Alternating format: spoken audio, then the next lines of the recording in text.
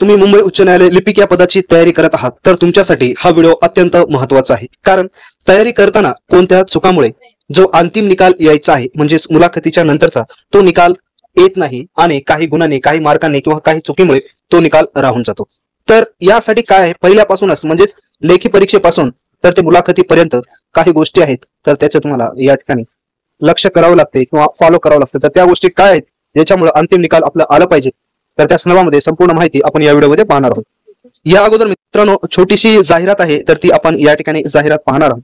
तर काय आहे तर मित्रांनो, तुम्ही जर लेखी परीक्षेची तयारी करत असाल किंवा टायपिंग परीक्षेची तयारी करत असाल म्हणजेच कोड भरतीसाठी लेखी परीक्षा सुद्धा असते आणि टायपिंग सुद्धा असते आणि दोन्ही देखील या ठिकाणी महत्त्वाचे आहेत। तर सर्वात अगोदर मित्रांनो या ठिकाणी लेखी परीक्षेची तयारी करण्यासाठी आपण ऑनलाईन टेस्ट सिरीज या ठिकाणी सुरू केलेली आहे। अत्यंत महत्त्वाची ऑथेंटिक टेस्ट सिरीज आहे। यामध्ये टोटल 20 टेस्ट सिरीज तुम्हाला मिळणार आहेत ऑनलाईन।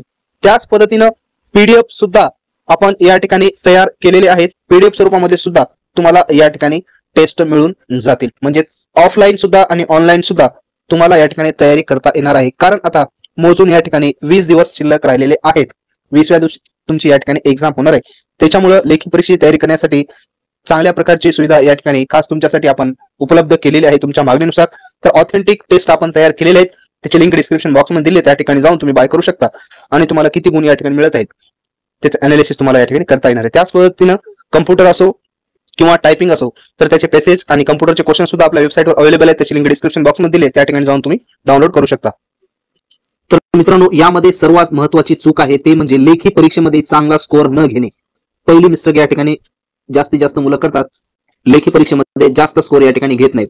त्याच्यामुळे जी काही अंतिम मुलाखत होते त्या मुलाखतीमध्ये चांगले गुण मिळून सुद्धा तुमचं नाव या ठिकाणी अंतिम सिलेक्शन यादीमध्ये येत नाही किंवा या ठिकाणी वेटिंग लिस्ट मध्ये तुमचं नाव आलेलं असते। तर सर्वात अगोदर जे आहे लेखी परीक्षेमध्ये तुम्हाला अत्यंत चांगलं आणि जास्त स्कोअर घ्यायचं आहे। किती स्कोअर घ्यायचं, मिनिमम 70 ते 80 प्लस तुमचा या ठिकाणी स्कोअर असला पाहिजे। त्याच्यानंतर दुसरी चूक आहे की आता लेखी परीक्षेची तयारी करत असतानाच देखील टायपिंगची जी काही सराव असते टायपिंग, तर याला निग्लेक्ट करणे किंवा टायपिंगचा सराव न करणे किंवा एक्झाम झाल्याच्या नंतर माझं जर नाव आलं, मी जर पात्र झालो टायपिंगला तर मी या ठिकाणी टायपिंगची तयारी करेल, हा संभ्रम पाळून जो तयारी करतो त्या ठिकाणी अंतिम यादीमध्ये तो निघून जातो, म्हणजे अंतिम यादीमध्ये त्यांचं नाव येण्याची शक्यता नसते। त्याच्यामुळे या ठिकाणी तुम्हाला चूक करायची नाही, टायपिंगची तुम्हाला कंपल्सरी या ठिकाणी तयारी करायची आणि कशा पद्धतीने करायची त्याचे पैसे डिस्क्रिप्शन बॉक्स मध्ये आहेत, त्या ठिकाणी तुम्ही जाऊन ऍज इट इज पीडीएफ घेऊन तुम्ही चांगल्या प्रकारे तयारी करू शकता।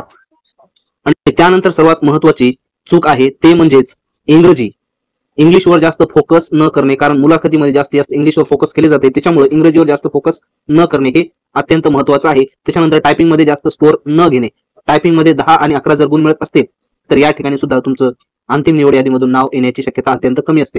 तर ह्या चुका तुम्हाला करायच्या नाहीत। या चुकावर जर तुम्ही मात केलं आणि आतापासून जर फोकस केलं तर अंतिम निवड यादीमध्ये 100% तुमचं या ठिकाणी नाव येणार म्हणजे येणार। अजून याबद्दल तुमची काही अडचण असेल किंवा कोणतेही प्रॉब्लेम असेल तर त्या संदर्भामध्ये तुम्ही कमेंट्स करत चला, त्यावर माहिती काढून आपण त्यावर व्हिडिओ बनवण्याचा प्रयत्न करू। त्याच प्रकारे अशाच प्रकारची ऑथेंटिक माहिती घेण्यासाठी टेलिग्राम चॅनल सुद्धा आहे डिस्क्रिप्शन बॉक्स मध्ये, त्या ठिकाणी टेलिग्राम चॅनलला सुद्धा तुम्ही जॉईन व्हा।